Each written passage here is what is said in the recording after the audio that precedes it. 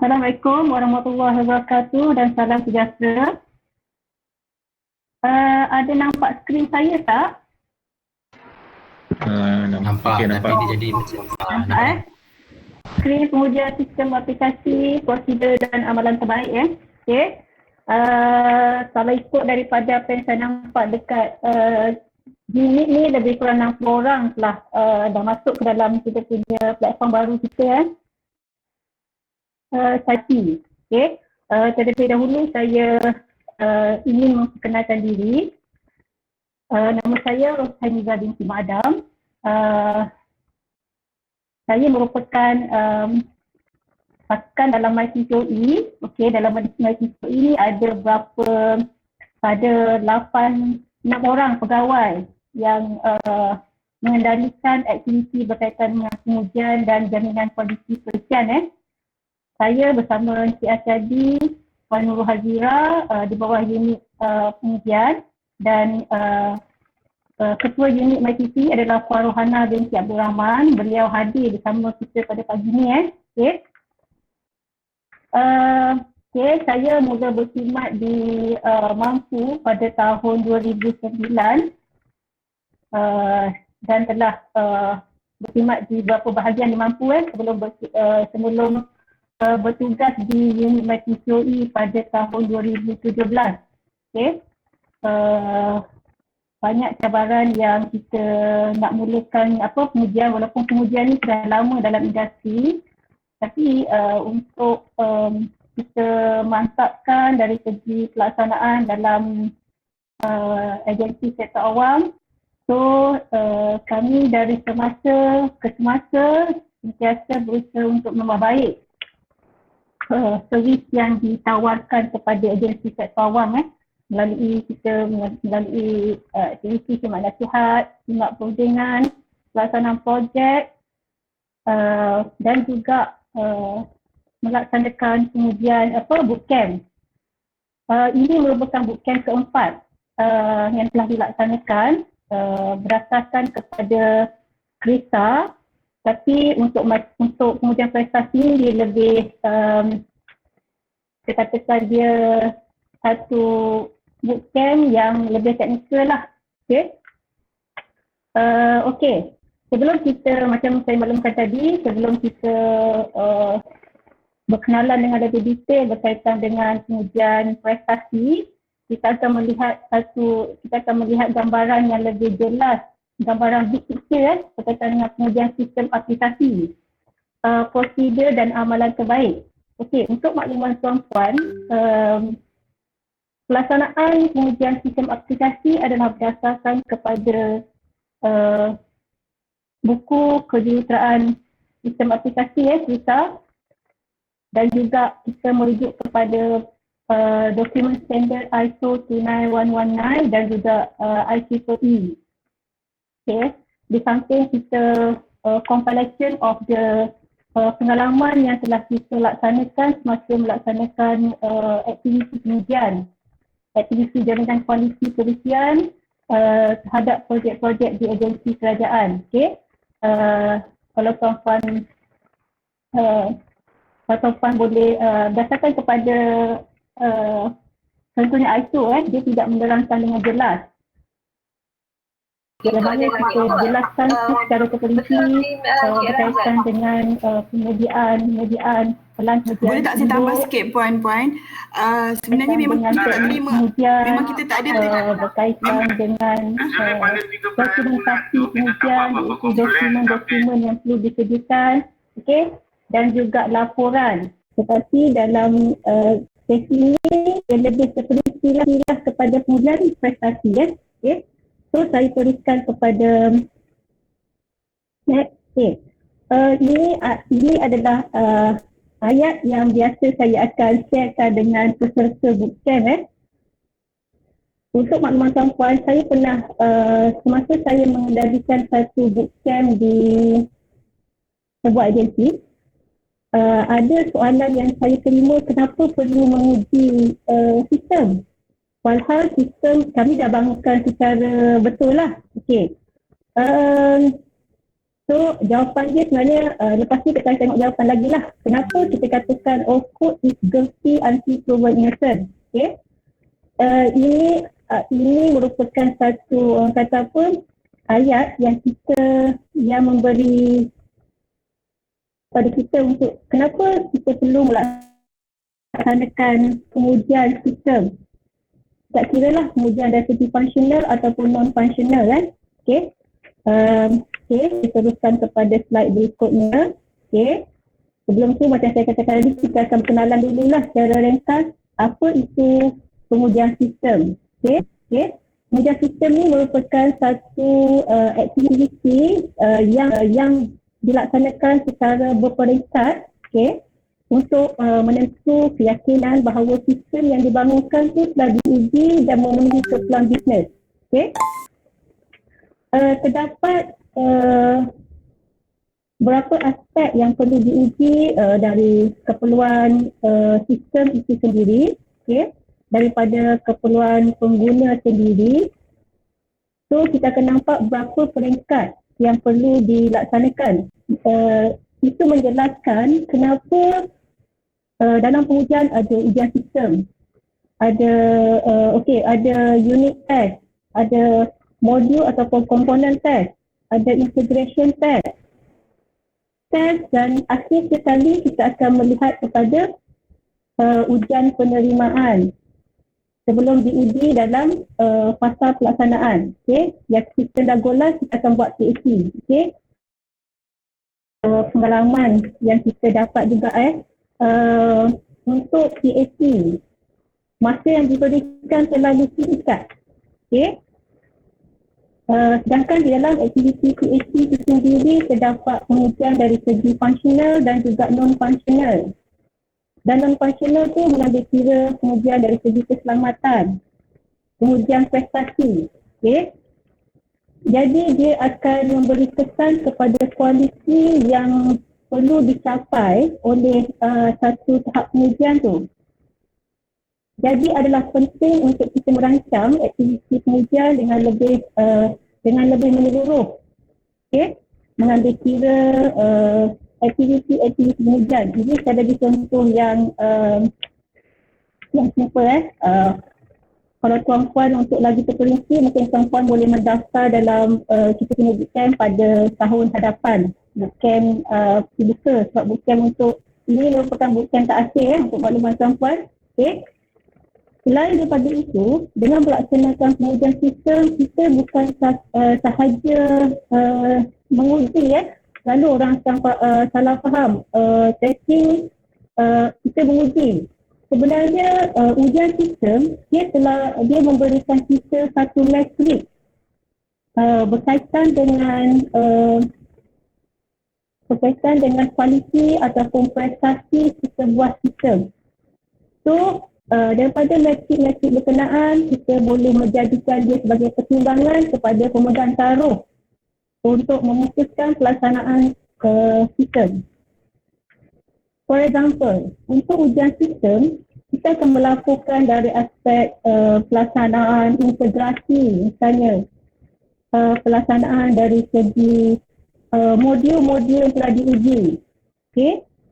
So, bila kita mendapat satu metrik dan kita mendapat satu keadaan di mana tahap kesihatan, saya lebih suka gunakan tahap kesihatan testing. Boleh tak dilaksanakan untuk peringkat seterusnya. Okay. Dalam konteks ini, tuan-puan akan berkenalan dengan entry dan exit kriteria. Okay. Saya akan menyentuh berapa aspek penting sajalah dalam sesi taklimat ini.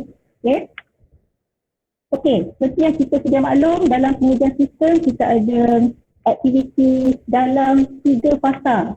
Okay. Bermula dari fasa pembangunan, kita akan laksanakan ujian sistem. Okay. Setelah memenuhi exit kriteria yang telah ditetapkan, dia akan boleh berpindah kepada fasa pengujian penerimaan untuk pelaksanaan UAT dan PAC. Okay. Apabila telah menepati exit kriteria bagi setiap fasa, Actually kalau tuan-puan perasan ataupun untuk makluman tuan-puan, setiap peringkat ujian mempunyai mempunyai entry dan exit kriteria tersendiri. Good. Sistem undertest yang telah melepasi exit kriteria bagi GAC dan PHC akan diuji dalam fasa pelaksanaan yang dinamakan sebagai ujian penerimaan akhir. Okay. So, dalam ujian penerimaan akhir ni kita tak ada script. Dia diuji dalam persekitaran sebenar oleh pengguna sebenar. So kita akan dapatkan feedback daripada helpdesk. Okay. Itu secara ringkasnya. Okay. So kita akan nampak bahawa ujian sistem ni bukan terhad kepada dalam fasa pembangunan sahaja ataupun fasa pengujian sahaja. Dia melibatkan beberapa fasa. Okay. Alright. Okay. Ini adalah jawapan kepada quote yang saya share tadi. Kenapa satu software tu mempunyai bug? Okay. Ada berapa sebab mengapa kita menguji software sistem undertest kita. Okay. Antara objektif yang kita tengok kat sini sebelum kita tengok gambar lipas tu, okay, gambar bug tu, kita akan tengok dulu kepentingan pengujian. Objektif pengujian kita nak cari sebanyak mungkin defect. Okay. Dengan menguji, kita dapat menapaki defect-defect yang wujud hasil daripada perkara yang sebelah tu. Okay. Kompleksiti software, daripada programming error, daripada poorly documented code, daripada software development tu sendiri, okay, daripada requirement, changing requirement, so daripada mungkin daripada time pressure, okay, people to go, okay.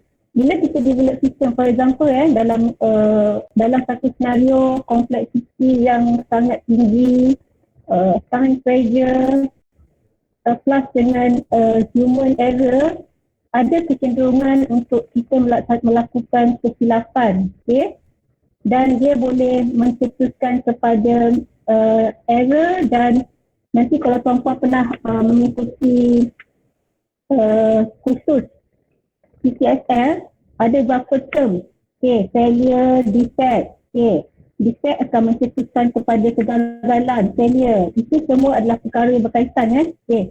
So, inilah kepentingan pengujian. Kenapa kita laksanakan pengujian? Pengujian tidak menjadikan sistem 100% bebas ralat. Tapi, dia akan memberikan kita, kalau tuan-puan nampak perkara ketiga tu, gaining confidence about quality level. Okay. Okay, yang keduanya preventing defect. Okay. Dengan melaksanakan pengujian, kita boleh prevent defect daripada menjadi failure. Okay, kita dapat kena pasti defect tu daripada awal. Sebab tu ada istilah, kalau tuan-tuan pernah dengar, kita laksanakan early testing. Okay, actually early testing tu antara amalan terbaik yang mana kita melaksanakan pengujian awal kepada dokumen-dokumen. Dia tak execute lagi. Kita laksanakan pada dokumen-dokumen berkaitan dengan spesifikasi. Okay. Sebelum defect tu membesar di peringkat production. Okay. Defect yang dikenal pasti semasa peringkat awal adalah lebih, saya gunakan istilah lebih murah lah daripada kos yang kita dah kenal pasti semasa production. Okay. Bila kita dah mendapat finding defect, preventing defect, kita akan gain confidence about quality level. Okay. Secara tak langsung, bila tuan-puan dah menguji, tuan-puan dah mendapat satu figure ataupun laporan ataupun kita katakan sebagai metrik, tuan-puan akan lebih confident, kita lebih tahu tahap health of the system tu, SUP tu sendiri. Okay.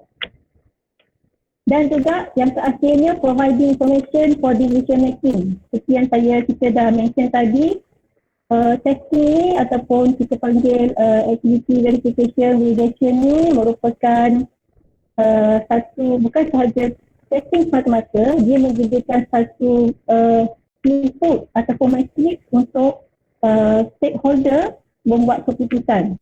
Okay? Dia bukan berdasarkan kepada perception ataupun andaian, tapi berdasarkan kepada factual. Kerana melaksanakan ujian, kita menggunakan teknik yang betul, kita melaksanakan pengujian. Okey. Untuk menjawab pertanyaan Cik Samsuri tadi, sebenarnya kita ada pengukuran ataupun kita panggil tadi yang saya maklumkan tadi exit criteria yang perlu kita tetapkan. For example, contohnya kita ada menguji satu modul, kita berdasarkan kepada berdasarkan kepada test case yang kita kena pasti, mungkin kita akan divide by module, by module ataupun by features to be tested. Sebab kadang-kadang ada yang dah mention awal-awal berkaitan dengan modul features to be tested. Bila kita dah kena pasti test case tu, kita akan boleh mungkin untuk menguji.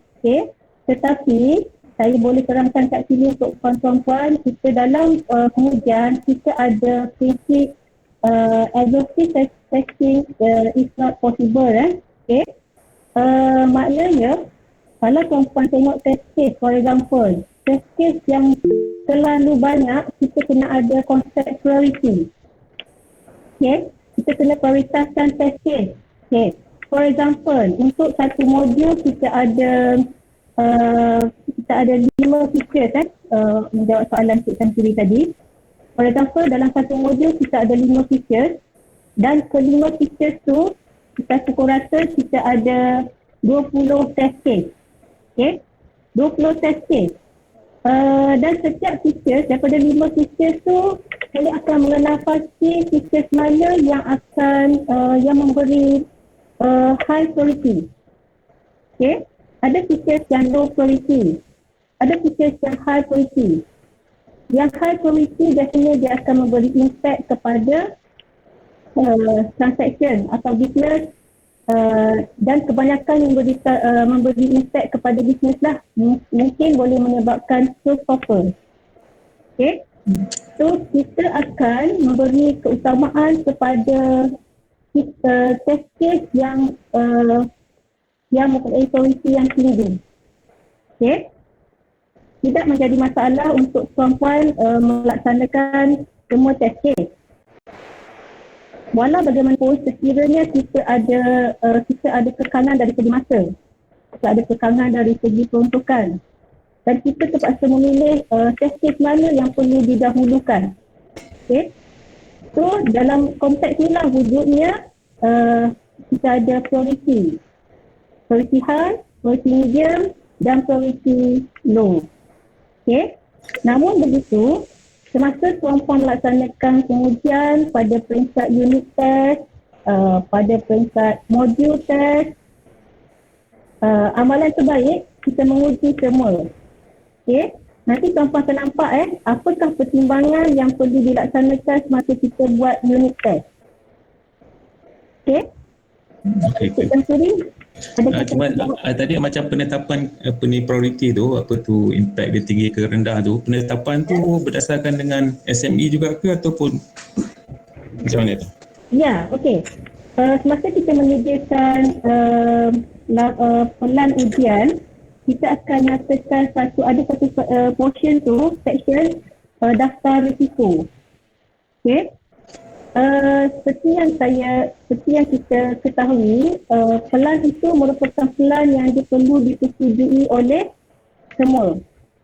So, adalah menjadi orang kata recommendation lah. Bila tuan-puan boleh verify dengan SME, ini merupakan satu risiko yang perlu diambil perhatian. Okay, for example contoh kat sini kita letakkan dalam satu sistem, sistem for example sistem pension lah. Okay. SSE akan menyatakan apakah transaction ataupun fungsi yang kompleks dan memerlukan dan kita letakkan sebagai high priority.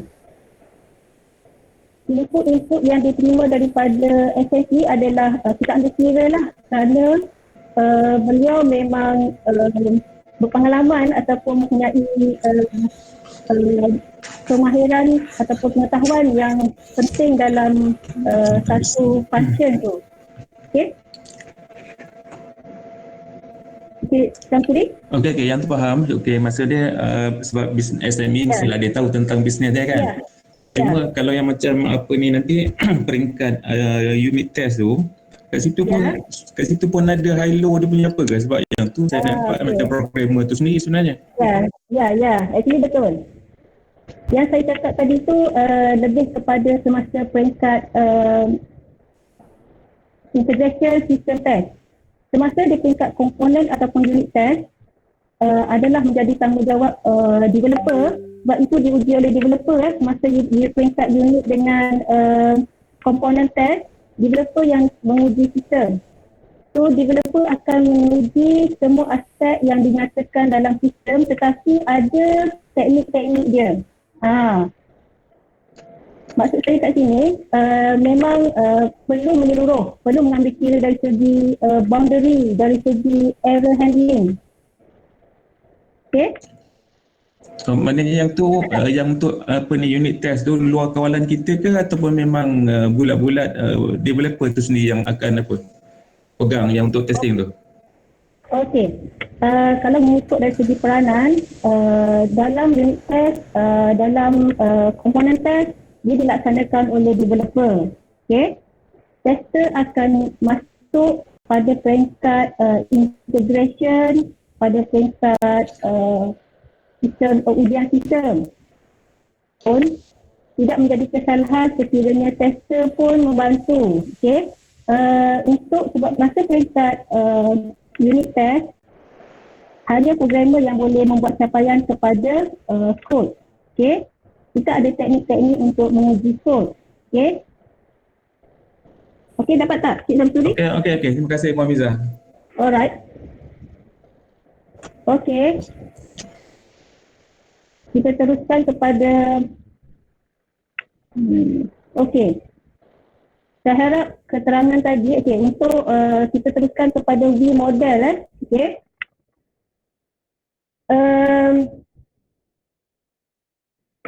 Apa yang kita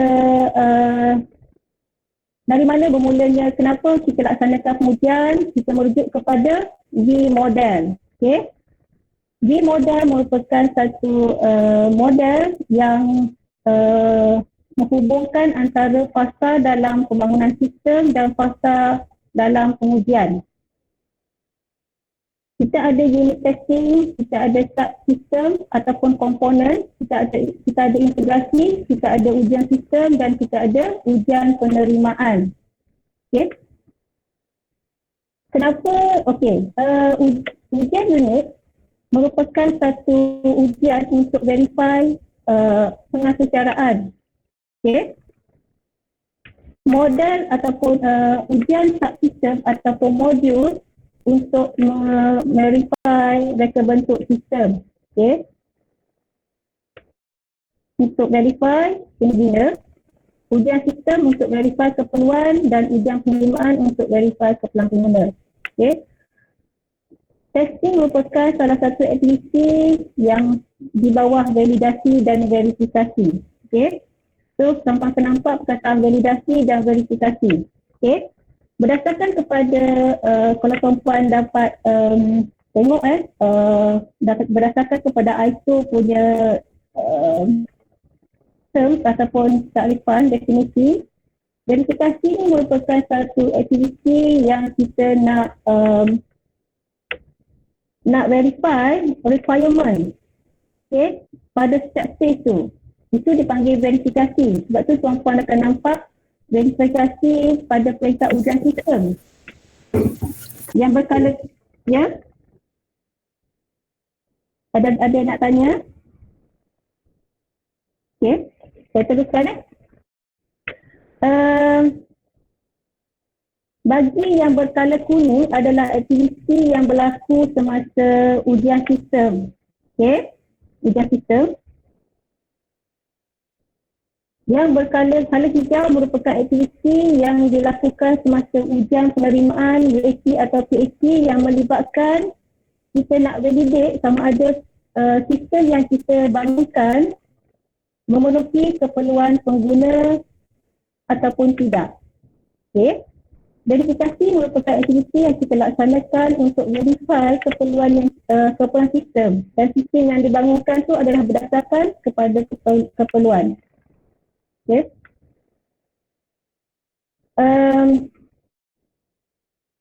Okey. Kalau tuan-puan kita akan pergi dengan lebih terperinci apa yang dilaksanakan semasa ujian unit, semasa ujian subsistem, semasa ujian integrasi dan semasa ujian sistem sebelum kita pergi kepada ujian penerimaan. Okey. Kalau tuan-puan nampak kat situ ada satu term ujian awal. Okey. Ujian awal tu maknanya kita menyemak dokumen. Okey. Kita menyemak dokumen keperluan. Dokumen reka bentuk. So dia dinamakan sebagai static testing. Okay.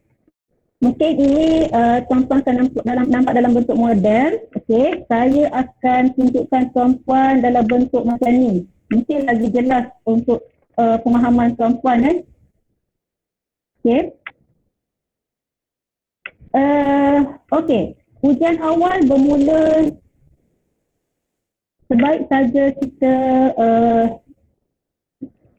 dokumen reka bentuk dan dokumen keperluan kita bangunkan. Okay. Masa tu kita akan buat semakan review kepada dokumen. Kita akan laksanakan untuk melihat dari segi berapa aspek penting yang kita boleh tengok pada dokumen, sebagai contohnya dari segi testability, segi ambiguous, dari segi terms yang generic. Okay. So itu antara perkara yang perlu dilihat kerana ia memberi kesan kepada aktiviti pelaksanaan ujian yang kita laksanakan. Okay. Okay. Sebelum tanya sikit. Ya. Nak tanya sikit. Yang ujian awal tu. Ya. Memang disebut ujian awal ke? Sebab kat situ saya nampak kalau yang diterangkan tadi sekadar menyemak je, verify. Itu dah kira ujian ke? Oh, okey. Okey. Untuk makluman tuan-puan, kita ada dalam testing, kita ada static testing dan dynamic testing. Okey. Kenapa dia sebut ujian awal ataupun early testing? Kerana kita dah mula pindahkan, dia berdasarkan kepada satu metodologi yang kita panggil daripada left shift kita pergi kepada daripada right kepada left. Maknanya kita letak dia di fasa awal. Okay. Maksudnya kita membuat ujian tapi bukan ujian yang dynamic, bukan execution kepada activity. Kita membuat temakan. Okay. Dapat tak apa yang saya explain? Cuma faham, cuma term tu lah tadi. Bila sebut ujian tu, mesti kita nak buat sesuatu kan? Ya, actually betul, buat sesuatu. Dan semakan tu adalah salah satu bentuk ujian. Semakan adalah ujian? Ya, dia dinamakan sebagai static testing. Okay. Ujian static. Alright, okay. Mungkin saya ada perkara-perkara yang kita akan mula berkenalan static testing, dynamic testing. Okey, nanti tuan-puan akan nampak lagi detail saya akan tunjukkan juga nanti teknik-teknik ujian. Okey. Saya konsistenkan sebab kita sebut tadi ujian awal dalam V-model. So kat situ pun kita konsistenkan ujian awal. Okey. Puan Miza, Ujian awal ni maksudnya dia ada dia punya format sendirilah. Ya, dia ada teknik dia sendiri. Okey. Kita ada walkthrough, kita ada sesi review. Okey, nanti kita akan tengok detail apa itu dinamakan sebagai static testing ataupun kita panggil ujian awal sebab dia duduk kat depan. Okey. Sebab biasanya kita akan nampak normally kita akan nampak pengujian ni berada di akhir fasa tapi sebenarnya bila kita ada skip left testing, kita dah mula pindahkan aktiviti verifikasi tu pada awal, fasa awal. Okay. Lepas tu kita akan pergi kepada pembangunan. Dalam fasa bangunan kita ada ujian sistem dilaksanakan dalam persekitaran development. Okay. Okay. Pengujian kita ada UAT, kita ada PAT. Dia dilaksanakan dalam kalau UAT dilaksanakan dalam staging, kalau PAT dilaksanakan dalam production. Okay. And then kita ada SAT. SAT kita laksanakan di production.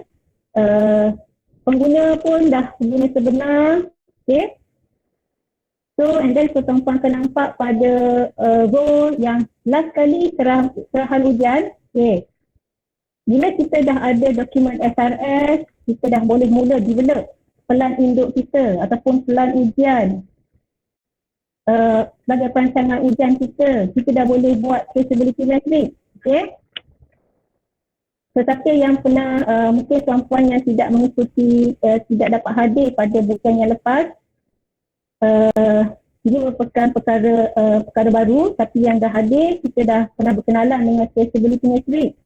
Dia merupakan satu dokumen penjejakan antara ujian item yang perlu diuji dengan SRS. Okay, kita dah mula trace, kita dah mula senaraikan elemen-elemen SRS yang diuji sebelum kita come out dengan dokumen persediaan ujian. Okay. Dalam pembangunan, dalam ujian sistem, kita kena hasilkan laporan ujian sistem. Okay.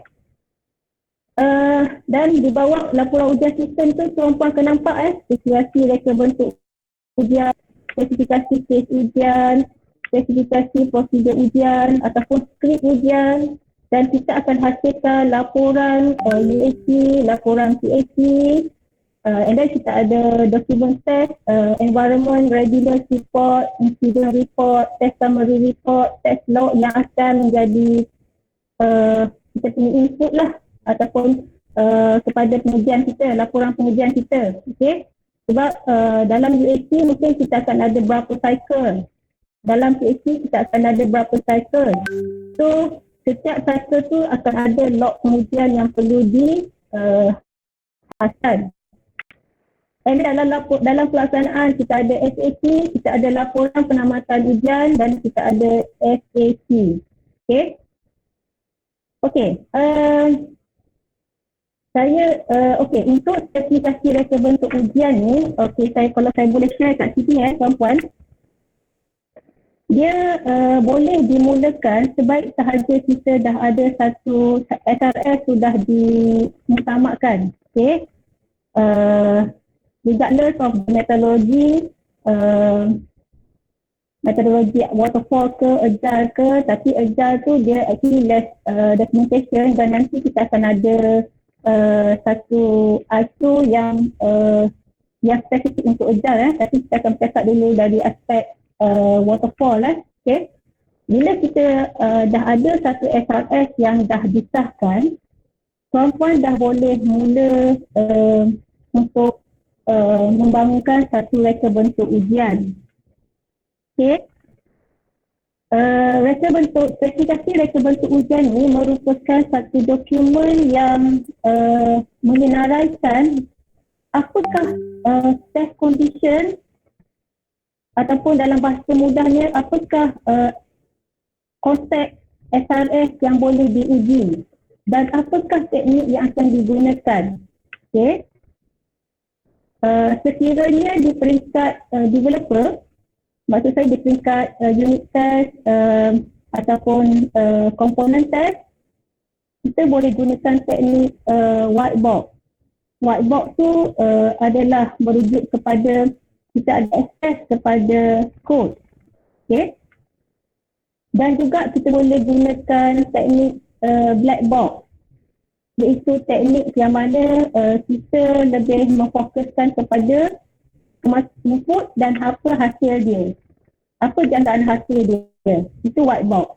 Dan ada beberapa teknik nanti kita akan tengok dalam slide berikutnya. And then kita perincikan lagi dalam spesifikasi kes ujian untuk kita dapat berapa test case, berapa test coverage yang perlu diuji. Okay. Dan kita, bila kita dah ada senarai kes ujian, dia dalam bentuk tidak tersusun lagi. Okay. Sebab kita sort by requirement yang dinyatakan. Ataupun mungkin dah boleh buat grouping by module ataupun by features. Okay. Tapi belum tersusun dalam bentuk senario yang boleh diuji. So, dengan skrip ujian yang mana kita akan compose test case berkenaan untuk kita uji. Okay. Sama ada di tingkat sistem test ataupun UAT. Okay. And then kita ada laporan pengujian UAT dan laporan pengujian CAT. Okay. Dan seterusnya nanti kita akan berkenalan dengan apa dia punya appendix yang perlu diisi. Okey, setakat ni ada soalan tak?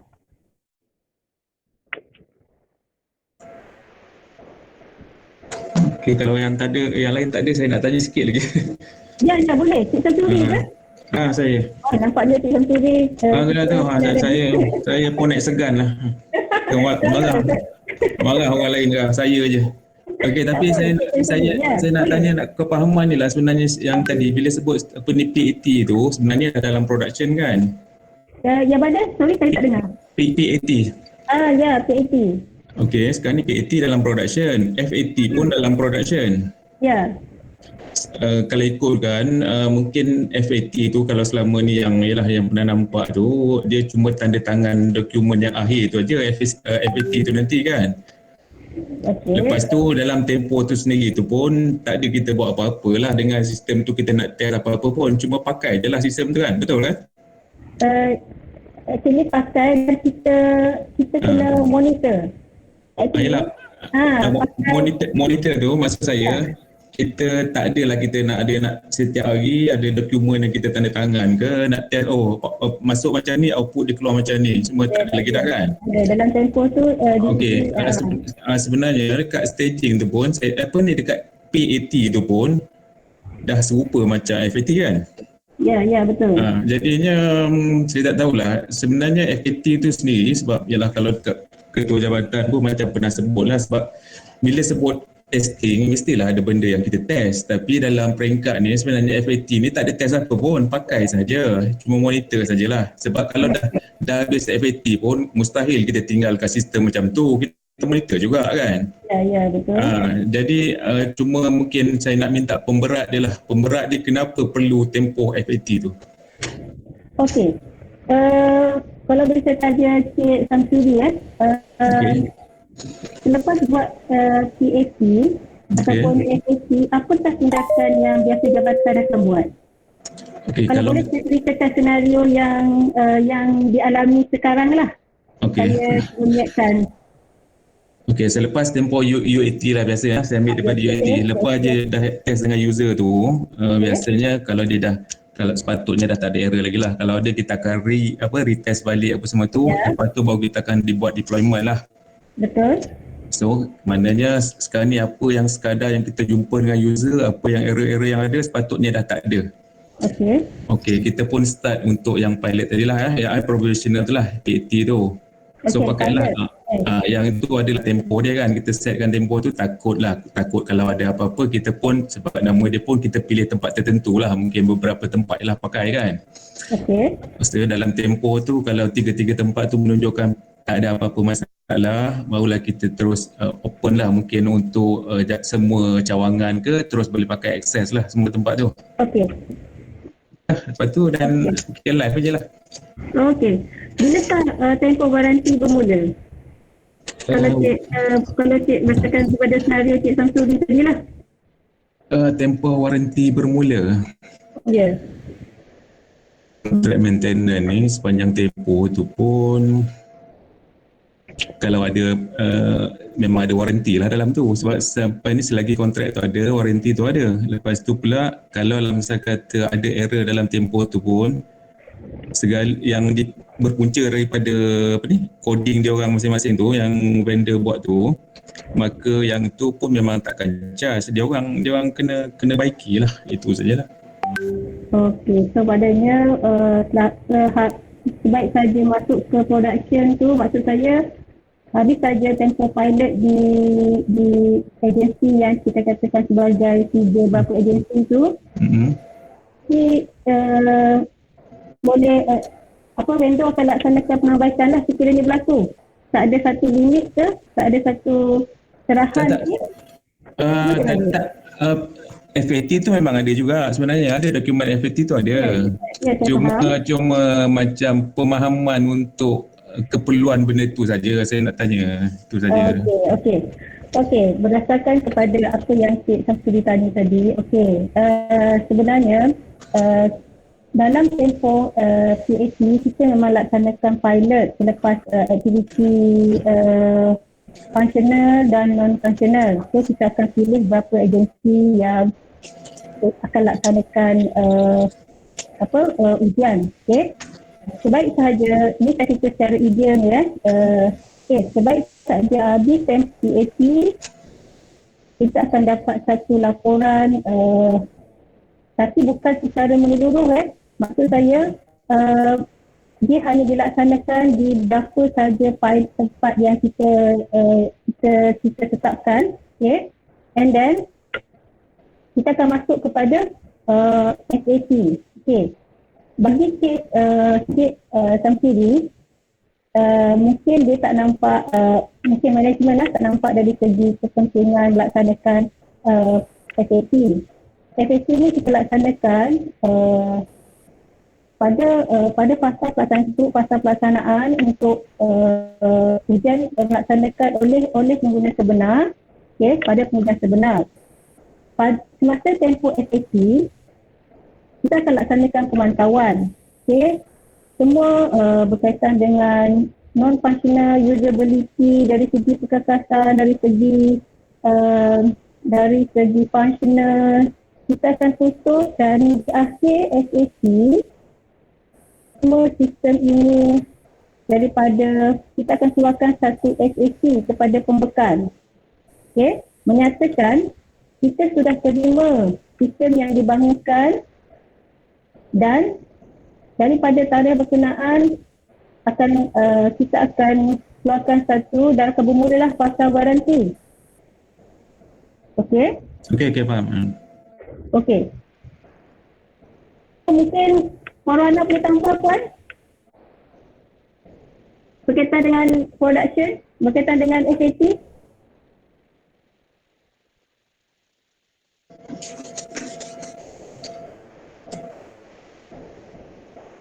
Marwana? Ya, saya. Ya, okey. Mungkin Cik Samsuri yelah di agensi mungkin dia tak nampak kepentingan SAT.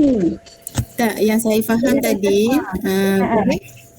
soalan Cik Samsuri tadi dari segi perbezaan PAT di production dan juga FAT production kan? Betul Cik Samsuri? Yalah, sebab keperluan dia nak tahu tu macam top management, sebab sepanjang tempoh FAT tu pun last kali sebenarnya tanda tangan dokumen ni saja dia kata. Dia macam ni, kalau kita nak kita nak fahamkan top management ni, kalau PAT ni memanglah kita kalau dari segi production environment tu dua-dua production environment, cuma beza yang ketaranya kalau PAT ni dia control environment dan kita tak war-warkan lagi dia sebagai go live. Kita tak pegang lagi dia sebagai go live. Sebenarnya dia memang dah macam live environment, tapi kita tak war-warkan lagi. Kita kata okey, sistem dah boleh go live belum? Sebab bila PAT kita memang letak dalam production environment, tapi kita control environment. Kita tak war-warkan lagi, dan kalau kita ada macam banyak branch macam tu, mungkin kita implement dekat sebahagian je dulu. Kita control environment kita panggil. So bila dah lepas dari segi pen test ke ataupun dari segi performance test masa PAT tu, then baru kita boleh kata kita boleh mulakan FAT dan kita isytiharlah go live kat situ. Tapi tempoh FAT tu sendiri kita kena ada tempoh, sebab itulah actual environment, actual user. Kalau ada 10 branch, 10 pun kita dah implement.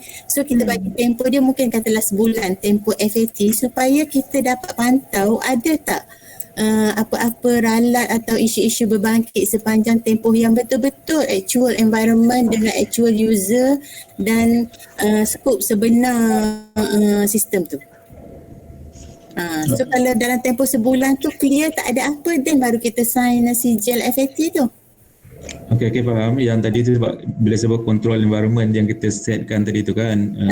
Okey, yang tu saya faham lah, sebab dah memang kita bila sebut pilot pun bukan semua tempat kan. Cuma kalau type web based application mungkin saya nampak okey lah, sebab yang dah luar kawalan semua tu boleh access pada mana-mana.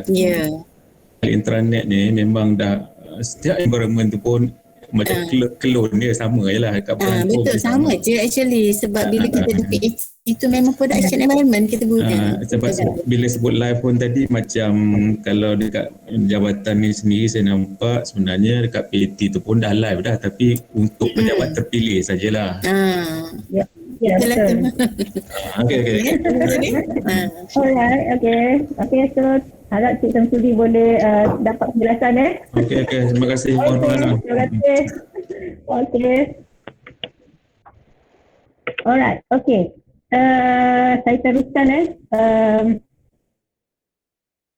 kepada sedikit faktor penentu kejayaan yang kita compile, yang kita dasarkan kepada best practice semasa pelaksanaan kejayaan bagi pelaksanaan ujian pengujian. Pertamanya dari segi dokumentasi. Dari segi dokumentasi yang kita gunakan untuk rujukan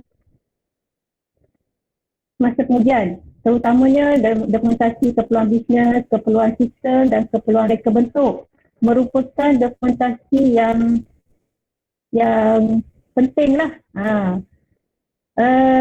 Okey, mesti sebenarnya kan kalau tuan-puan panjang kasih kat sini cerita dia. Okey. Dia memberi efek yang sangat besar kepada aktiviti pengujian. Okey. Biasanya, for example ini berdasarkan experience saya, bila kita laksanakan pengujian, contohnya kita laksanakan pengujian and then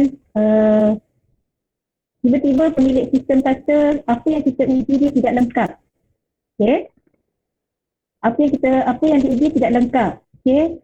So kita akan balik semula kepada spesifikasi keperluan bisnes. Okey. Di sinilah wujudnya kepentingan kenapa kita laksanakan pengujian awal. Okey.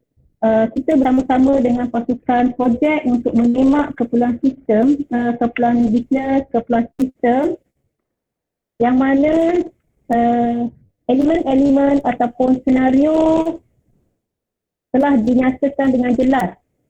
Dinyatakan dengan konteks yang boleh diuji.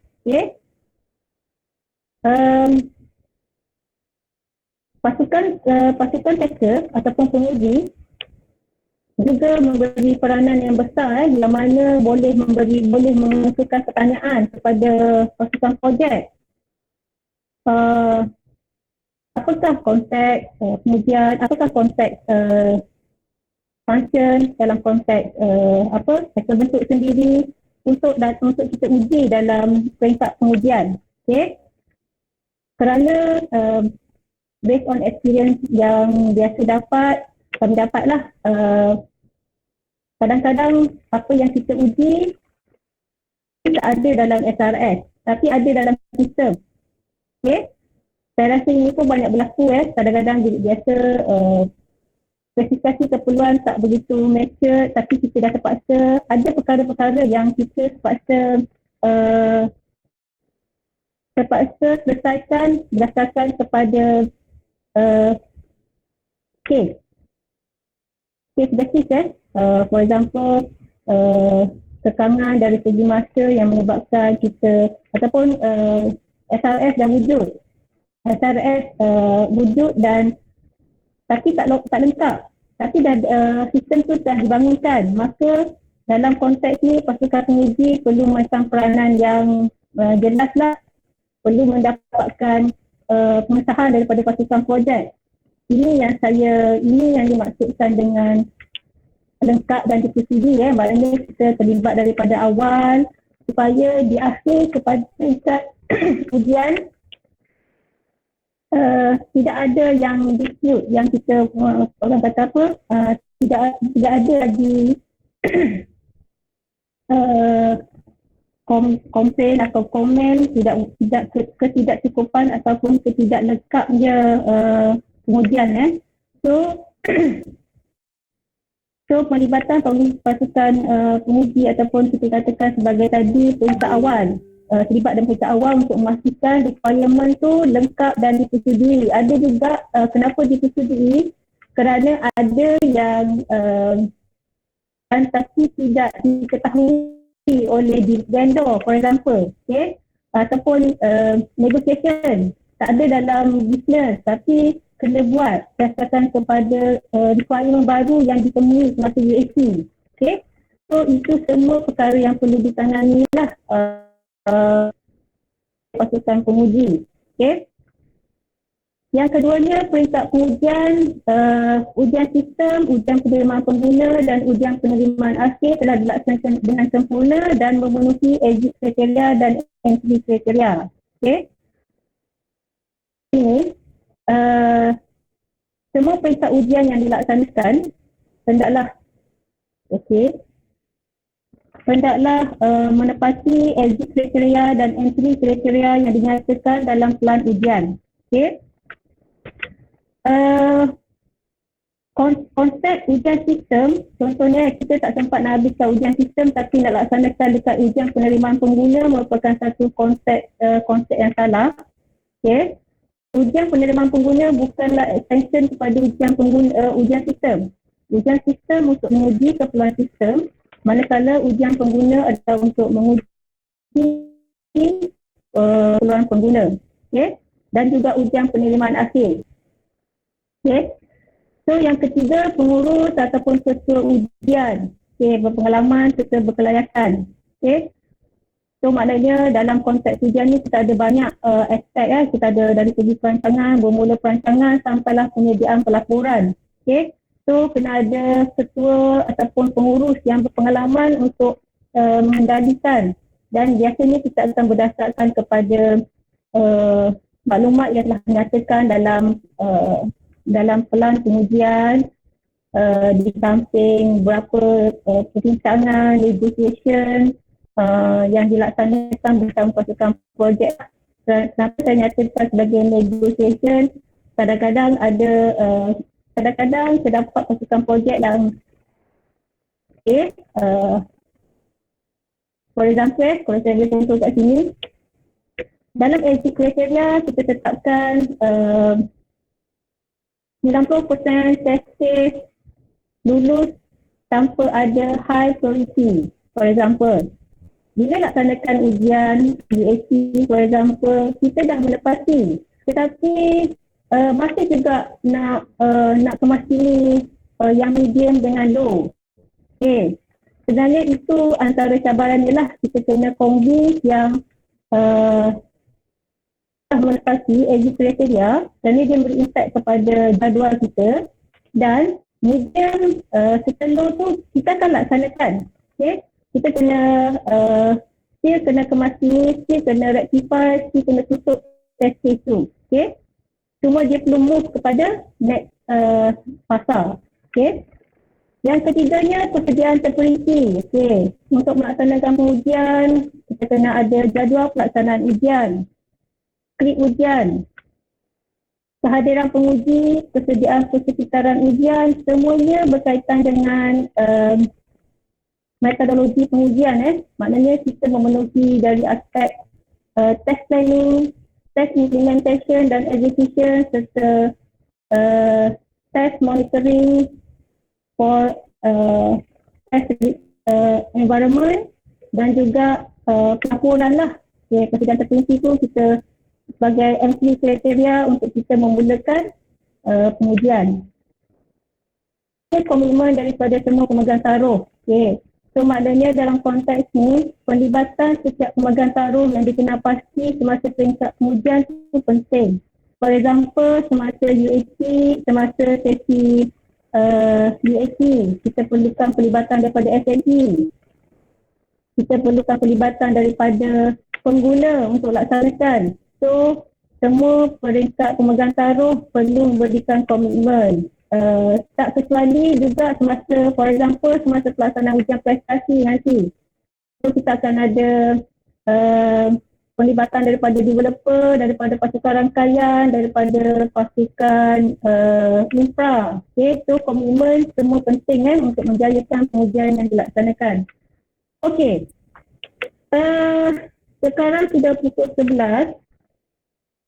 Saya ada berapa masa lagi? Ya tadi? So, saya dah... Boleh lah, tambah 15 minit Izzah. 15 okay. minit. Okay, so saya akan teruskan 15 minit lagi kita dah panjang bercerita tentang ni, okay. Okay, so ini yang kita boleh share, okay. Alright, okay, ini yang saya maksudkan tadi, proses pengujian kita ada, kita panggil ini sebagai proses pengujian ataupun metodologi, okay. Yang kita follow di semua peringkat pengujian, okay. Non-functional, functional mematuhi seperti yang dinyatakan dalam syllabus test analysis version 2019. Kita ada test planning, test monitoring and control, test analysis, test design, test implementation, test execution dan test completion. Okay. Kalau tuan-tuan saya boleh jelaskan kat sini sikit Okay. Test planning, penyediaan plan. Okay. Test monitoring and control, kita akan monitor sepanjang semua fasa yang terdapat dalam proses pengujian ni. Test analysis, kita laksanakan analisis kepada test basis untuk kita kenal pasti item ujian. Test design, kita akan design reka bentuk pengujian. Test implementation, kita akan sebagai ini penyediaan sebelum test execution. Okay, and then test completion adalah penyediaan laporan. Okay. Okay, kita tengok dari segi pelan pengujian Okay, kita ada MCC. Kita ada pelan pengujian. Kita ada level test level. Okay. Pelan induk dengan test level kita ada. Okay, pelan induk ni apa? Dia merupakan pelan utama yang disediakan untuk rujukan dan perancangan aktiviti pengujian. Dia berdasarkan kepada part 3 test documentation dan merupakan living document. Okay. Boleh dikemas sini. Kalau tuan-tuan nampak masa saya punya slide yang awal tu yang ada kolom-kolom tu, dia dah muncul semasa dah dilaksanakan semasa peringkat awal. Masa reka bentuk dia dah boleh mula dibangunkan. So dia akan across fasa tu. Okay. Okay. Plan induk kita akan ada plan UAT. Sekiranya projek tuan-puan besar, kita galakkan pecah dia punya plan tu. Sebab plan induk dia akan jadi rujukan mungkin agak payah. Okay. Sekiranya skop yang sangat besar. Okay. So kita akan contohnya kita projek A. Mengenai skop pelaksanaan yang besar, so dia boleh pecahkan dari segi plan UAT, plan CAT dan plan untuk ujian prestasi. Even untuk integrasi pun kita ada plan. Untuk ujian keselamatan pun boleh diwujudkan plan berdasarkan kepada template D13. Okay. Okay, apakah konten yang ada dalam plan induk pengujian? Okay. Kita ada berapa maklumat yang kita kena lengkapkan. Pertama, maklumat spesifik dokumen, pengenalan projek, konteks ujian, kaedah komunikasi semasa pengujian, daftar risiko yang seperti saya maklumkan tadi, apakah risiko-risiko yang kita jangkakan dalam pengujian.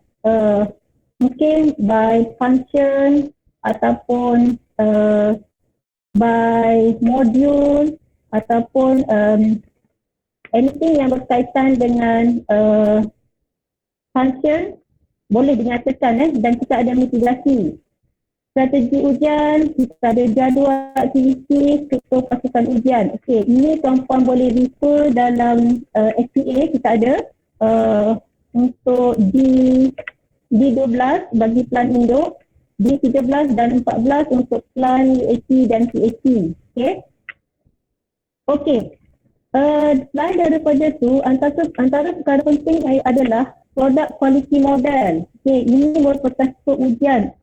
Saya pick beberapa perkara penting saja untuk saya terangkan supaya kita align. Ini adalah antara perkara-perkara yang perlu diberi perhatian. Okay. For example, product quality model. Mengapa kita pentingkan product quality model dalam pelaksanaan pengujian kita? Okay. Sistem kita merupakan sistem yang dibangunkan berdasarkan kepada theory, berdasarkan kepada tujuan dan setiap stakeholder ataupun pemegang taruh mempunyai kepentingan. Okay. Apakah kepentingan-kepentingan yang perlu yang diperoleh daripada setiap pemegang taruh dinyatakan sebagai software product quality. For example, saya nyatakan kat sini dalam konteks bank. For example, sistem yang melibatkan bank. Antara perkara-perkara penting ataupun software product quality yang diberi perhatian adalah security, reliability. Okay. Tapi berbeza dengan produk ataupun sistem hiburan ini, mungkin mementingkan dari segi usability dan juga portability. Okay. Oleh yang demikian, dia sebenarnya bersesuaian dengan prinsip pengujian, iaitu testing is dependent context kan. Maknanya ada perkara yang diuji berdasarkan kepada konteks pengujian tersendiri. Okay, functional antara perkara yang memang diambil perhatian lain daripada produk quality lain yang memberi nilai tambah kepada sistem. Okay. Okey, kalau kat sini tuan-puan boleh nampaklah apa elemen di product quality model. Okay. Okay. Dan entry serta exit kriteria seperti yang saya nyatakan tadi. Apakah entry dan exit kriteria? Merujuk kepada dokumen, status, aktiviti serta tahap pencapaian atau kekurangan yang menjadi prasyarat untuk melaksanakan satu peringkat pengujian. Tetapkan aktor yang terlibat. Siapakah individu pemegang taruh yang terlibat dalam satu ujian? Apakah aktiviti bagi yang melaksanakan semasa ujian? Apakah exit kriteria yang menamatkan satu ujian? Okay. Perkara ini penting untuk didokumentkan dan dinyatakan dengan jelas sebab dia akan menjadi penilaian kita semasa pelaksanaan ujian. Okay. Nanti tuan-tuan akan nampak contoh yang lebih jelas lah. Okay. Okey, ini ada teknik ujian seperti yang Puan tanya tadi. Ada static, ada dynamic. Dalam static kita ada informal review, kita ada walkthrough, kita ada peer review, and then kita ada static analysis. Static analysis ni mungkin kita akan gunakan tools untuk kita run untuk kita scan code kita dari segi data flow, control flow. And then kita ada dynamic testing. Yang ni lebih kepada untuk pengujian functional dan non-functional. Kita ada white box. White box ni kita ada access, macam saya kata tadi, kita ada access kepada code.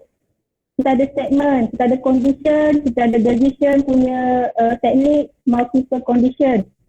Untuk rujukan tuan-puan boleh refer dekat syllabus version test condition level syllabus version 2018 dan kita ada specification base. kita ada BBA isi, dan kita ada experience based, error guessing, defect based testing, exploratory testing, checklist based testing. Okey, untuk pengetahuan tuan-tuan, yang saya maklumkan tadi, kita masih belum ada agile. Bagi konsep agile, seperti yang dimaklumkan, biasanya menggunakan teknik experience based, error guessing, defect based testing, exploratory testing, checklist based testing. Dia tidak follow kepada BBAEC. Okay? Boleh disesuaikan bergantung kepada keperluan dan yang dinyatakan dalam setiap sprint tu. Okay? Okey, ini persediaan dokumen. Okey, kita dah ada teknik, kita dah boleh sediakan dokumen untuk pelaksanaan terperinci. Okey. Dokumen tu kita ada traceability matrix, spesifikasi reka bentuk, spesifikasi case ujian, prosedur skrip ujian. Okey. Alright, ini saya dah explain tadi apa dalam spesifikasi reka bentuk, apa dalam case ujian, apa dalam skrip ujian. Okey. Okey, kita pergi kepada ujian sistem. Okey.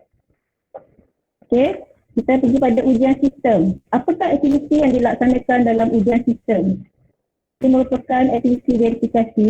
Okey, seperti yang saya maklumkan tadi, apakah verifikasi yang dilakukan terhadap komponen untuk memastikan ia dibangunkan berdasarkan spesifikasi keperluan dan reka bentuk. Okey. Ralat yang dipusat akan dibetulkan dan unit ataupun komponen yang diuji akan diuji semula dan dibaiki. Okey. Dalam ujian sistem kita ada beberapa peringkat nanti tuan-tuan akan tengok. Okey, jenis pengujian yang dilaksanakan, aspek fungsian dan bukan fungsian kita akan tengok juga walaupun bukan secara komprehensif. Okey. Yang ketiganya dilaksanakan oleh developer. Okey, dalam persekitaran development semasa fasa pembangunan, rujukan kita ISO 29119. Okey. Ini gambaran secara ringkas lah apa biasanya kita akan buat secara incremental. Unit test, kita akan pergi module test, integration test dan ujian sistem. Okey. Terdapat juga semasa ujian sistem kita akan buat sistem integration test pun boleh dilaksanakan. Okay. Dalam ujian unit ni, kalau tuan-puan biasanya kita akan tengok pada peringkat terkecil lah. Kelas, modul, interface. Okay. And then pada peringkat ujian sub-modul, kita akan tengok masa bila jadi modul dah. For example, modul pendaftaran, modul pelaporan. Okay. And then integrasi, kita akan tengok integrasi antara modul, integrasi antara komponen, integrasi API. Okay. Dan overall kita akan uji secara menyeluruh ujian sistem dan juga sistem integration test dengan sistem lain. Okay. Integrasi dengan sistem lain. Okay. Okay. Ini antara perkara penting yang perlu diberi perhatian semasa pelaksanaan ujian sistem, terutamanya dalam peringkat awal-awal pelaksanaan. Kita akan tengok modul interface test. Kita menguji maklumat yang keluar masuk daripada modul. Kita nak tengok kalau tuan-puan perasan sekarang ni ramai yang guna API. Okay? Pakai REST, pakai SOAP. So kita akan tengok apakah maklumat yang keluar masuk daripada modul. Okay? Kita akan tengok local data structure. Local data structure ni kita nak make sure data yang disimpan adalah menyelesaikan integritinya semasa pelaksanaan algoritma. Maksudnya kat sini, kalau data tu sebagai array dan dia akan produce sebagai round number, terus kita akan semak supaya tak ada data tu di string ke ataupun truncated. Okay, so kena semak. And then boundary condition, okay. Boundary condition antara perkara yang dikenal pasti selalu berlaku kesalahan pada sistem. For example, sistem-sistem yang sangat crucial berkaitan dengan boundary. Sistem testing misalnya, percentage pembahagian. So, percentage pembahagian, for example, isteri berapa persen, anak berapa persen. So boundary tu kena semak 70, 40 to 70 for example. So kita akan semak nilai boundary 39, 41. Itu antara aktiviti yang dilaksanakan semasa ujian sistem. Dia agak komprehensif semasa ujian sistem. Kita akan semak semua possibility. And then independent pass. Okay, dalam sistem kita ada struktur kawalan, select case, do while, sequence, semuanya kena diuji independent pass yang telah dilaksanakan tu. Okay, and then kita ada error handling pass. Okay, memastikan galat yang betul ditangani dengan betul lah. Maknanya sekiranya exit, apakah dia akan betul exit ataupun dia akan keluarkan satu message ataupun dia tidak hanging saja.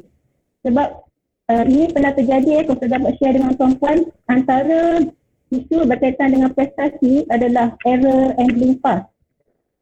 Tidak dikendalikan dengan betul. Maknanya sistem tu akan hanging sebab dia tak ada satu condition yang dia boleh stop gracefully. Okay? Ada laksanakan error handling pass daripada isu prestasi. Kita juga boleh make sure pengguna kita dapat the transaction gracefully, maknanya dia tak ada select. Dan lepas tu kita dapat satu matrix lah berkaitan dengan error yang berlaku dalam sistem kita. Okay. Alright, okay. So hasil serahan kita ada laporan ujian sistem. Okay. So ini adalah sebagai pengesahan lah aktiviti pengujian telah dilaksanakan. Menentukan tahap kesediaan sistem merupakan entry kepada ujian penerimaan pengguna. Okay. Ini adalah ujian penerimaan pengguna. Kalau tuan-tuan boleh, saya minta 5 minit lagi Okay. Kalau tuan boleh baca kat sini, menentukan siasat bisnes dan menjadi pertimbangan. Okay, pemegang taruh untuk memutuskan pelaksanaan. Okay, selepas ujian penerimaan, kita akan masuk ke fasa pelaksanaan. Okay, so melibatkan pengguna SME, pemilik proses, pengguna akhir. Okay, dilaksanakan dalam staging dan correction dari PAC.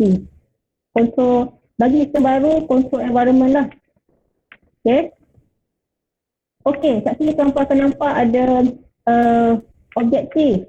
Okay, tuan-tuan boleh baca kat situ. Mengesahkan sistem dibangunkan yang telah memiliki kepulauan fungsi yang telah ditetapkan. Mengesahkan sistem bebas daripada beralat sistem pengguna. Okay. So, kita nyatakan kat sini. Okay. Ini sebagai contoh saja. Sekiranya ada pemegang taruh yang lain yang tuan-tuan boleh masukkan. Okey, ini antara contoh contoh entry dan exit kriteria dan juga langkah-langkah yang dilaksanakan semasa aktiviti UAT. Okey, menentukan entry dan exit kriteria. Okey, kalau tuan-tuan lihat contoh kat sebelah tu, kita ada senaraikan contoh entry dan exit kriteria. Lagi tak memenuhi entry, exit kriteria, UAT tidak boleh dilaksanakan. Okey, sebab berdasarkan pengalaman kami, dia akan beri kesan kepada aktiviti pelaksanaan sama ada dari aspek operasi ataupun dari segi aspek jadual itu sendiri dia akan jadi red. Okey, and then pelaksanaan ujian, tuan-tuan akan nampak kat sini ada berapa aktiviti yang digariskan semasa pelaksanaan UAT tuan-tuan boleh baca. Dan akhir sekali menyediakan laporan ujian penerimaan pengguna. Okey, selepas kita dah menepati exit kriteria, kita dah boleh hasilkan satu laporan ujian pengguna. Okey, kita ada di bawah ujian penerimaan, kita ada PAC, dan kita ada pelibatan pemegang taruh. Okey, dan ini antara aktiviti yang dilaksanakan lah. Okey, kita ada menentukan entry sama dan exit kriteria. So, aktiviti yang dilaksanakan, kita akan laksanakan pengujian pada persekitaran production, smoke test, and then kita buat ujian keselamatan ataupun pen test, And then kita adakan ujian prestasi. Okay, prestasi dilaksanakan semasa PhD. And then kita akan melaksanakan pilot test berdasarkan perancangan. And then kita akan semak entry exit kriteria dan hasilkan laporan. Okay, ini contoh exit kriteria dan entry yang tuan-tuan boleh semak. Okay. So hasil serahan kita akan hasilkan laporan UAT dan CAT actually. Bukan dokumen pelan ujian laporan UAT CAT. Okay. So kita daftarkan aktiviti pengujian telah dilaksanakan. Tahap bidang sistem memasuki fasa pelaksanaan dan dia merupakan entry kepada ujian penerimaan akhir. Okay. Yang ni, ujian penerimaan akhir apakah dinamakan sebagai ujian penerimaan akhir? Kerana sistem merupakan tempoh yang kritikal kerana pengujian dilaksanakan terhadap sistem yang go live. Okay. Oleh pengguna sebenar dalam persekitaran sebenar. Okay. So penguji akan dalam konteks ni tak ada test script yang saya mention. So pengguna akan terdapat pelbagai kecenderungan yang kemungkinan menjadi false positif kepada penilaian kita. Kalau saya boleh share kat sini contohnya sistem A yang telah diinstall pada laptop pengguna dan telah menimbulkan satu isu. So isu berkenaan perlu dokumentkan, log dan diambil tindakan. Adakah isu berkenaan merupakan hasil daripada pemasangan sistem ataupun disebabkan oleh aktiviti lain? Okay. So ini antara crucial part yang perlu diambil perhatian oleh penguji ataupun pasukan projek. Okay, untuk mengapasi adakah ini perception ataupun ini adalah fact berdasarkan kepada finding ataupun report yang dinyatakan oleh pengguna. Okay, tempoh yang ditetapkan mengambil kira dari segi penggunaan sistem. Contohnya macam Farana mention tadi sebulan ataupun 2 bulan bergantung kepada kompleksiti. Okay, dan mengambil kira aktiviti versioning ataupun versioning oleh pasukan projek lah. Okay. So antara langkah-langkah yang boleh dilaksanakan, kita mantau, membuat penambahkan, menyediakan dan mengumpulkan laporan status kepada pemilik projek untuk semakan dan penerimaan efektif sehinggalah pasukan projek berpuas hati untuk menerima sistem. Pasukan projek akan sediakan, pasukan operasi akan sediakan helpdesk untuk memantau. Biasanya helpdesk akan diwujudkan semasa SAP untuk menerima sebagai satu channel untuk menerima aduan berkaitan dengan penggunaan sistem. Okay? Dan pelaporan secara berkala kepada pasukan projek. Okey, semua aktiviti packing, versioning tu dilakukan dengan sistematik lah. Sebab bila dah go live ni, packing, versioning tu merupakan perkara yang kritikal. Tersalah packing ataupun tersalah versioning, dia akan memberi impact kepada pengalaman pengguna. Okay, so ini hasil serahan. Kita ada laporan penamatan ujian. Okay, bersama kontennya. And then kita ada final acceptance criteria. Okay, merupakan CJ yang dikeluarkan oleh pemilik kepada pembekal.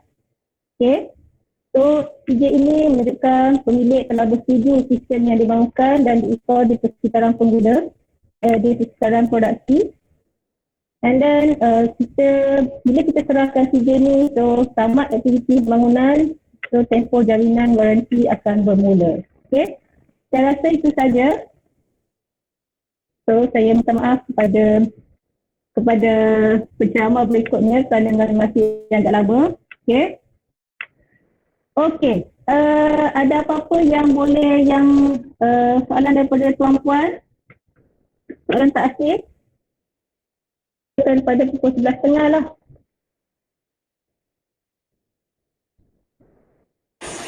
Assalamualaikum warahmatullahi wabarakatuh. Waalaikumsalam warahmatullahi. Saya Zana daripada SUJPM. Alright. Okey.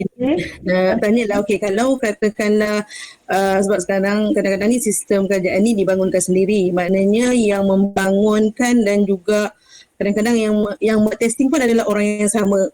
So boleh tak berkongsi dengan kami untuk kaedah macam itulah, sebab kalau orang yang sama develop, orang yang sama nak testing, orang yang sama juga nak jaga production, so apakah kaedah yang terbaik yang perlu kita ambil lah dalam keadaan macam ni?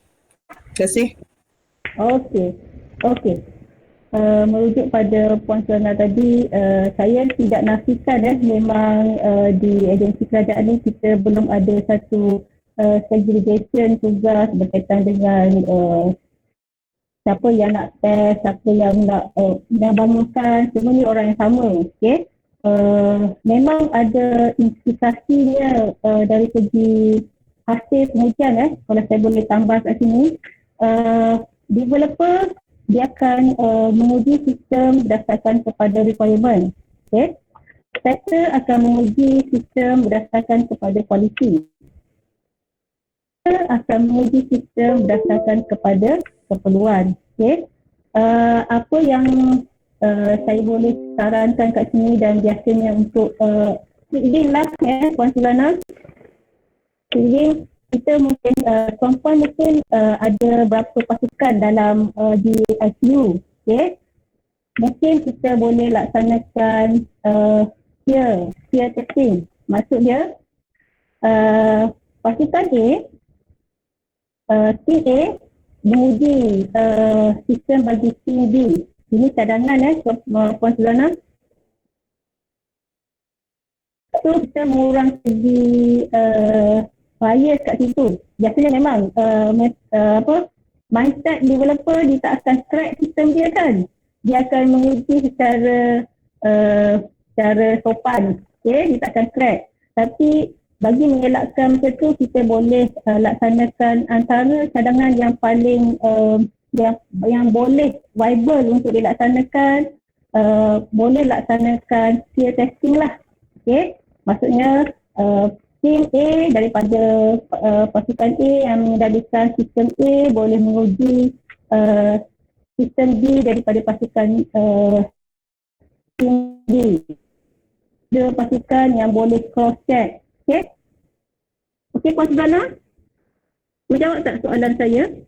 Menjawab, tapi seperti mana yang kita semua sudah maklumlah, bila kita buat sistem ni dia melibatkan BRS, dia melibatkan business proses. Nak memahamkan satu-satu proses, satu sistem pun mengambil masa yang lama.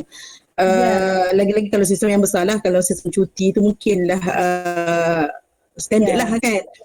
So untuk nak memahamkan sistem tu satu cerita, untuk nak keluarkan dokumen satu cerita, untuk nak buat testing satu cerita, dan last yang tengah develop tinggal buat testing sistem orang.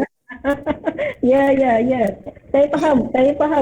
Itu memang antara senario yang sistem di government memang banyak sistem yang dipegang. Mungkin dalam satu projek tu projek yang lepas tu kita nak tambah pula pergi tengok sistem lain. Okey. Kat sini mungkin kalau nak tengok mungkin puan-puan boleh libatkan daripada awal penglibatan daripada tinggi. Ya, mungkin jadi sebagai backup plan, team backup ataupun itu antara suggestion yang saya boleh cadangkan lah. Puan Suzana ataupun Puan Rohana, Cik Asyadi bagi kes yang Cik tambah sikit boleh? Sikit je. Macam saya kata tadi Puan Zana tadi pun saya rasa mampu sendiri pun tahu kedudukan perjawatan dekat agensi masing-masing kerajaan yang saya ada. Kalau ikut saya lah, kalau sure saya sebenarnya mampu tambahlah orang letak kat sana, memang kerja dia buat testing saja untuk setiap jabatan ni tadi. Sebab kalau dah in-house, dah orang tu juga yang akan test. Tapi kalau bagi vendor pun nanti orang kerajaan akan test. Tapi kalau memang dah ada satu unit khas yang dibekalkan, setiap jabatan memang ada satu unit khas untuk kerja-kerja testing. Sebab testing lagi penting kan kata tadi. Jadi kalau mampu dapat hantarkan orang-orang tu, saya rasa tak ada masalah lah kita rasanya. Okey. Okey, terima kasih. Okey, sebelum mungkin korang nak sambung, tapi saya nak maklumkan kat sini. Memang kita dari bermula tahun 2015, kita memang cuba develop kemahiran dalaman pegawai-pegawai di agensi tuan-puan.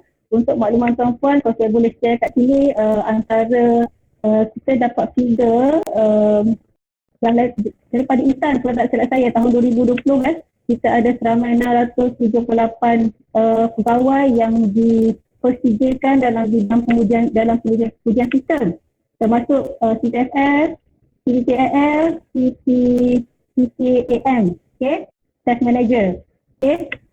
Kita faham bila dah lama buat pensijilan tu mungkin dah hilang dia punya skill.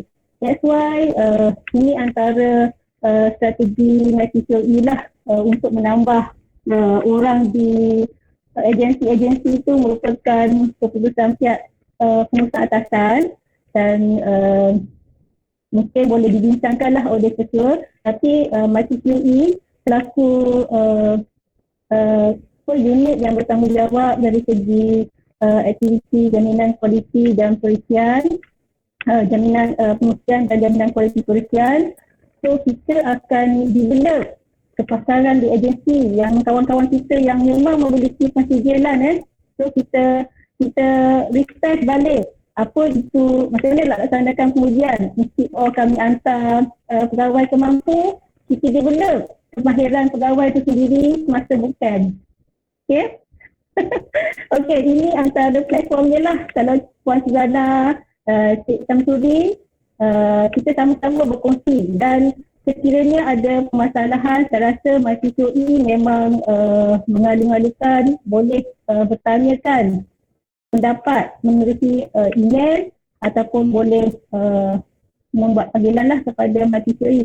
Okey, Puan Rohana, ada apa-apa nak tambah tak berkaitan dengan persoalan Cik Samsuri dan Puan Suzana? Okey, saya tambah sikit ya.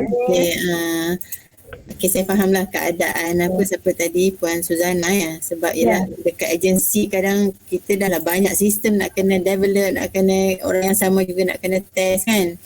Tapi itulah apa yang Cik Miza highlight tadi tu, sebenarnya kita nak highlight dari sini dari segi pendekatan terbaik, kaedah terbaik pengujian. Maksudnya kalau sebaik-baiknya memang perlu ada different team lah. Tapi kalau memang tak ada resources, dekat agensi biasa dia buat matrix macam tu lah. Dia buat macam unit ni akan support unit ni. Kalau sebaik-baiknya macam tu lah. Kalau in case tak ada juga, so maknanya team yang sama, so kita kena consider macam kita pakai topi lain, tapi dari segi pelaksanaan tu tetap perlu mengambil kira best practice untuk pengujian supaya sistem yang kita bangunkan tu teruji dengan baik lah mencapai dapatkan pasti ralat dan sebagainya. Dari segi kalau macam UAT tu kita dah boleh libatkan business people, bukan tim teknikal sahaja yang menguji okey. So dari segi mampu sebagai organisasi yang menyokong agensi-agensi lain buat masa sekarang ni, MyTCOE kita bersedia untuk memberikan macam khidmat nasihat, pandangan dan bersama-sama dengan agensi, membantu agensi untuk melaksanakan best practice pengujian ni. Sekiranya ini terutama kita prioriti kepada projek yang in-house lah Kalau projek yang yang dah ada vendor tu, kita vendor lah yang akan melaksanakannya.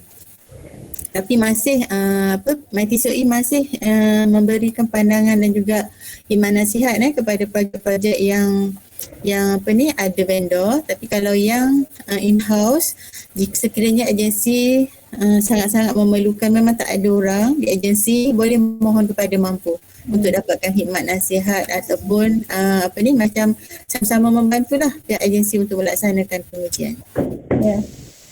Okay. So harap puan-puan berpuas hati dengan jawapan yang diberikan. Okay, actually MyTCOE pun memang untuk pengujian prestasi pun MyTCOE menawarkan servis untuk melaksanakan pengujian prestasi di agensi dan kami telah laksanakan pada tahun 2019. Okay. So, ada apa lagi? So, saya rasa kita dah ambil masa yang banyak untuk penceramah berikutnya, Cik Asladi. Okay. Sekiranya ada apa persoalan, boleh dimajukan pada ruangan chat dan kita akan cuba jawab dari semasa ke semasa. Okay.